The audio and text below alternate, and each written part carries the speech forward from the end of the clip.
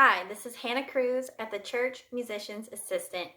Yay, you've made it to day 6 of this process where we're writing a choral descant and an accompaniment to go with it. You should be proud. You've made it all the way to the end. Today, our final step is to sing, play, and polish. What you're going to do first is to write in the text if you haven't already. So go back to the verse that you chose and write in where you want the syllables to land in your descant. You want to sing through your descant. If not in the correct range, perhaps you can sing it down an octave or in a different key, but you need to actually vocalize what you've written with the text, and I want you to get a sense of how it feels. Are there any leaps that might be problematic for your choir? Are there any runs that are too fast and might intimidate some singers? Watch out for tricky syllables on really high notes as well. So syllables that aren't naturally very open or that have a lot of consonant, like a TR type of a consonant at the beginning of the syllable. Those kind of things are tricky to sing on high notes, especially for untrained singers. So watch out for those things and go back and tweak where necessary.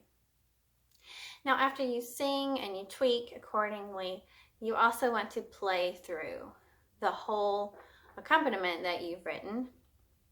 Pay attention as you're playing for anything that is awkward, okay? Awkward aurally, like, does that sound kind of weird? Maybe I need to go back and work on that. Or does it feel awkward in your hands? Is there anything unidiomatic about it? Do you feel that in performance you might make a mistake because of how it's written? You want to go back and smooth those things out. I just want to quickly show you how I notated the organ accompaniment that I originally wrote, how I notated that for a choir. So I added the text in my notation software, and I also divided up long notes into quarter notes, shorter values, where there were more than one syllable in the text, right?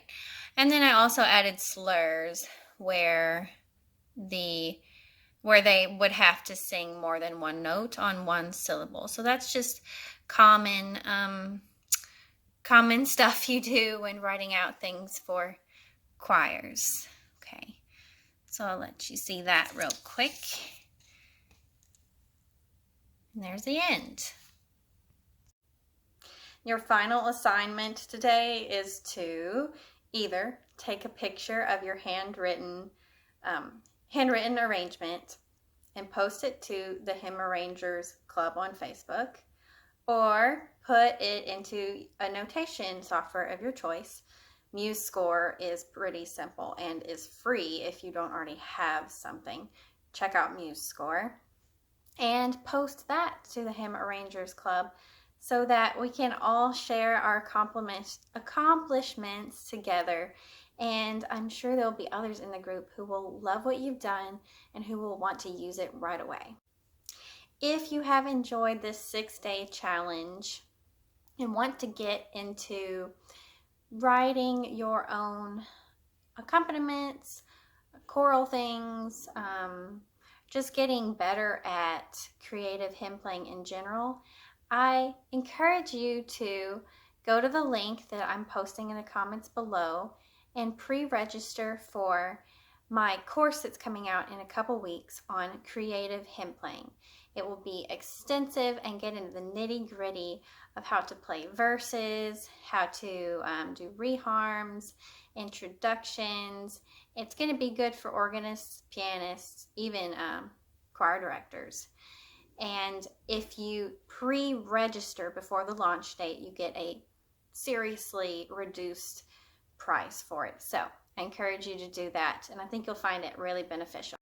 If you don't really want to pursue more composing and arranging in the hymn writing sphere, then maybe you just want to download some arrangements written by other people and use those in worship, and that is awesome as well. We have that at the Church Musicians Assistant. When you subscribe, $10 a month, you get access to the hymn accompaniment library, and we're always adding to that. And the accompaniments are relevant to the lectionary, so whatever hymns are coming up the next month, we're going to try to write accompaniments for those tunes so that the library is always relevant. And not only are there organ and piano accompaniments on there, but there are also choral descants. There are instrumental ensemble arrangements, so that if you have instrumentalists in your congregation, you can invite them to join you on hymn playing.